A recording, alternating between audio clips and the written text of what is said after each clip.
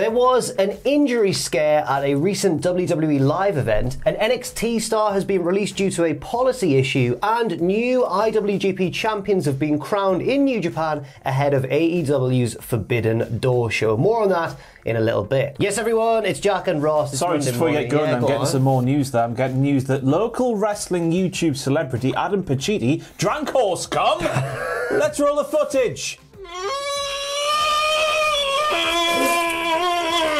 And again! And in slow motion!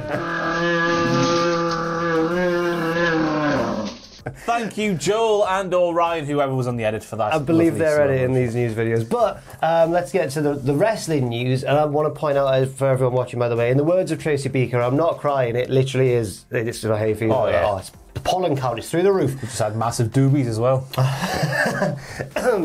So a WWE star seemed to be injured in a live event recently, Ross, but that might not be the case. It's a bit of a confusing one. This was in Largo, Florida on Saturday in NXT, where Tony D'Angelo was facing Cameron Grimes, and fans in attendance posted to social media that the match was stopped early and that Tony looked to have sustained some sort of injury to maybe his arm or his shoulder, but the extent of it isn't really known at the minute. And then I believe the Twitter user CM Hendrick58 tweeted kind of elaborating on the situation. Yes, here's the play-by-play. Tony was going hard against Cameron Grimes and something went wrong with the schoolboy roll-up, but it could have been something else. If this is not a work, of course, it could be. Of course, we don't know, do we? We don't know. It unfortunately does not look like it, though. But then Dave Meltzer offered an update after that and said it appears the Tony D'Angelo injury at the NXT house show last night was either storyline or not serious. There are people within the company saying storyline and others were just downplaying it.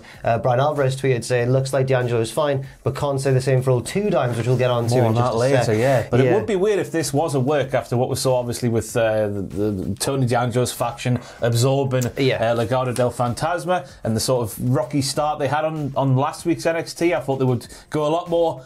As we mentioned on the podcast, you might be listening to this. I didn't watch the podcast last week. We went in depth on the This Week in Wrestling section, but they didn't really go all in, did they? No. With Legado being absorbed to Tony's faction at all. It felt a little bit more hesitant, or maybe more of a slow burn, where we were expecting shenanigans from the off. So yeah, an injury angle will be weird at this stage. Hopefully Meltzer's right and it isn't too serious, and hopefully Tony's all right and makes a full recovery. Yeah, of course. Speaking of two dimes, he's one of the recent kind of additions to the NXT 2.0 roster, one of Tony D'Angelo's henchmen, I suppose.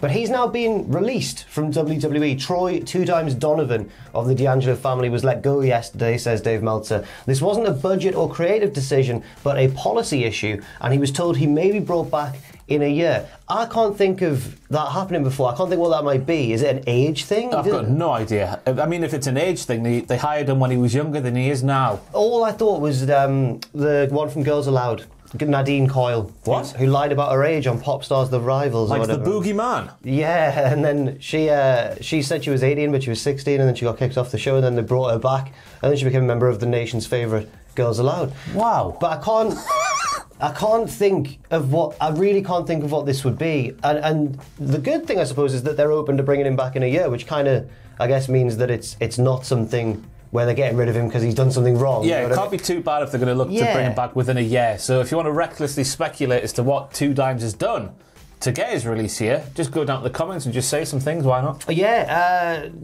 Donovan has, well, he was recently brought on to NXT TV not that long ago. It's all along with Channing Lorenzo, or Stax, as Tony D'Angelo's henchman. Their highest profile just came recently at NXT in Your House on June 4th, where the three of them beat Legado del Fantasma, and as a result, as Ross was saying, Legado del Fantasma got absorbed into Tony D'Angelo's stable. So it's a bit strange. WWE had announced his signing back in March, and before that he'd been wrestling for just a year and a half on the independent scene under the name Cole Carter. He appeared on Dark and Dark Elevation in AEW, but apart from that, he's had a very short career so far. It's been a whirlwind. I don't know what you make of that. Signed in March last year, and here we are in June. My God, it's June, just over a year, and he's gone. He could be back before June next year. Who knows what might happen to Two Dimes? But obviously it is weird Obviously, coupling with the Tony D'Angelo news there as well, it's not a good time for the D'Angelo family. No, it's certainly not. Stacks has got to bring up the rear, just hold up the fort while everyone's gone. Yeah, just Stacks, yeah. Just Stacks. From someone at the start of their wrestling career to somebody at the end of their wrestling career now, Ross, because Kaiji Muto, a.k.a. the Great Muta, announced his retirement at some age as well. I'm not sure what he is off the top of my head, but he's been around for decades. Yeah. At Cyberfest Festival 2022 is where he announced his retirement. Huh? It's Sam Driver crying in the distance. Yes. But he's got plans because when Japanese wrestlers retire, especially very notable ones, they tend to do these like kind of drawn out retirement tours. So he plans to have 5 more matches before calling time on his legendary career in the spring. So we've still got nearly a year of Kaiji Muto left to enjoy. Yeah. I guess. Well, maybe not so much these days with wrestling being a more globalised thing and people being aware of wrestling in different countries and stuff, but for a Western audience at the time, they probably were primarily aware of him in WCW. WCW, yeah. The stuff with Sting back in the day when they were doing the New Japan versus WCW stuff. Yeah. Obviously, the stuff he's done in his later career with I don't know, I'm not an expert on Japanese professional wrestling, but the masking stuff and with the big tongue. Yeah. I know my stuff about Keiji Muto. It's good stuff. He's even though he was always very nimble in the ring, and then obviously that took a hit as he got older, he still managed to keep it very entertaining despite his mobility becoming more limited. And he likes bleeding. And because the scale's named after him, yeah. the Muta scale. Will that get transferred to another professional wrestler? Let's wait and see. Yes, but no, a fantastic career. One of the leading lights of I was going to say New Japan, just all Japanese wrestling in the 90s, and then it goes without saying that he's one of the greats. So it's a sad day that he's announced his retirement, but what a hell of a career to look back on. Also, it's all changes in New Japan now because as we kind of progressing the build towards Forbidden Door, the big joint show between AEW and New Japan, a lot of people have been refocusing on New Japan again. They have taken a hit since the pandemic in terms of stature. I think it's fair to say. It does seem like a lot of people have just fallen off the back, whether this is to do with creative decisions or whatever. Yeah. A lot of people who would look down on people like me who didn't watch New Japan back in the day and go, oh, you're not as good as me because you don't watch that stuff. Of now going, oh, I don't watch that stuff either because it's not good enough for me now. Yeah, you know? okay. You know? I know what you're saying. But now the kind of the wider wrestling eyes are focusing more once again on New Japan because of this Forbidden Door show coming up. And belts are changing hands all over the place. The most notable one probably is that Okada lost the IWGP World Heavyweight title, the big one, to Jay White. Then in the press conference afterwards, Jay White name-dropped several AEW stars' names with a lot of focus on Adam Cole because he's gotten himself involved in this whole thing as well. Initially, it seemed like it was going to be Hangman versus Okada. Yeah. Now Jay White's won that belt from Okada. Now it seems like it's going to be Cole versus Hangman. A triple threat, I would say. Yeah, but then people are speculating that Okada might get added back into that to make it a 4-way.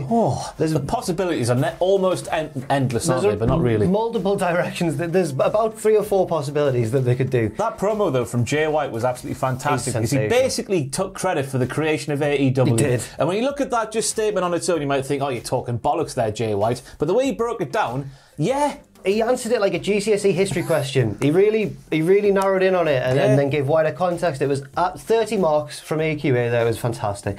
Will Ospreay also beat Sonata to win the vacant IWGP United States Championship for the first time in his career. That kind of makes sense because he's been or was feuding with Juice Robinson, but then Juice is injured, so he lost the belt. Apparently it was appendicitis. Hopefully he gets well very soon. But this means that there was no physical belt awarded to Will Ospreay after the match because Juice hadn't made it to Japan.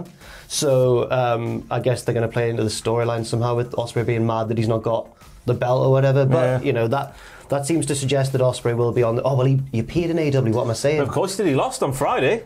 It's a weird booking decision, isn't it? Yeah. What does that even mean? You would assume just obviously I assume not a lot, but a fair few people might have been introduced to Will Ospreay and the United Kingdom Empire thing. United Empire, Empire thing. Yeah, I know my stuff. On Friday's Rampage, and to see them lose in the way they did was a little bit weird. I haven't yet watched it. I'm guessing Ospreay didn't take the fall. Kyle Fletcher took the fall. Right. I think. Okay. Just have them lose on their first debut match when you're thinking, oh, let's introduce these people and get some sort of win behind them, so maybe if someone beats them at the Forbidden Door pay-per-view, it means a little bit more. I would have put all kinds of money on Trent Beretta taking the fall in that match. But no, they beat them. So it's strange booking. And the booking on both sides, AEW and New Japan, has been criticised in the build-up to this. A lot of people across that Adam Cole have been added into the mix for the title picture when it seemed like quite a straightforward singles feud as well. So we'll have to wait and see what happens there.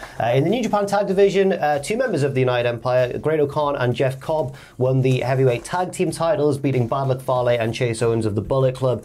And Carl Anderson won his first singles title in New Japan, defeating my boy Tama Tonga for the Never Openweight Championship. A strange decision because Tama Tonga's recently turned face. He's getting a push for the first time in quite a few years. He's going to be in the G1 Climax, and it just seems like a bit of an odd one. It's one of them, isn't it? Do you think? Can't go against the Bullet Club, can you? I guess you can't. But they went against him. I don't know.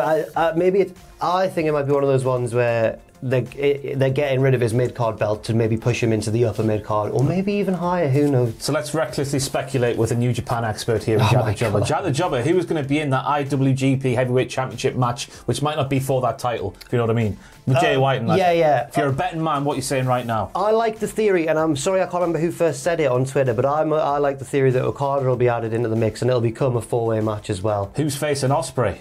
Or will it be the United Empire? Who's facing Ospreay? Who is facing Ospreay? No, that makes no sense. I don't know. He's on the spot, he can't No, I can't think of one thing I will mention, actually, that we don't have in the notes here is that Zack Sabre Jr. has called out Bryan Danielson. I think that's on the end of news video 2, is it not? It bloody well is! It is, right. Well, we'll have to come back to that later on today. Do you want to speculate about some IWGP Heavyweight Tag Team Championship match? The Tag Team Championship match? Is that just going to be champions versus champions? They could put the Bucks. The Bucks are Why the hell not? The most AEW of all the AEW tag teams. And the biggest one, who will be facing Carl Anderson at the Forbidden Door pay-per-view? Carl Anderson. I think that he'll be challenged by... I really have no idea. Orange Cassidy. Yeah, there you go. That's a great shout. Right, thanks very much for watching, everybody. We will discuss that Zack Sabre Jr. news and many more news stories as well in the next news video later on today. And thanks once again to everybody who got involved, as Ross mentioned, with Adam's Hell in a Smell stream over the weekend. Legitimately, the smell is still in the office right now. It is, yeah. It's that weird, spicy smell, isn't it? I don't know what it is. It's the stink bombs, I think. But I tell you what it doesn't smell like, and that is horse cum. So let's play it once more, Joel O'Ryan. Oh.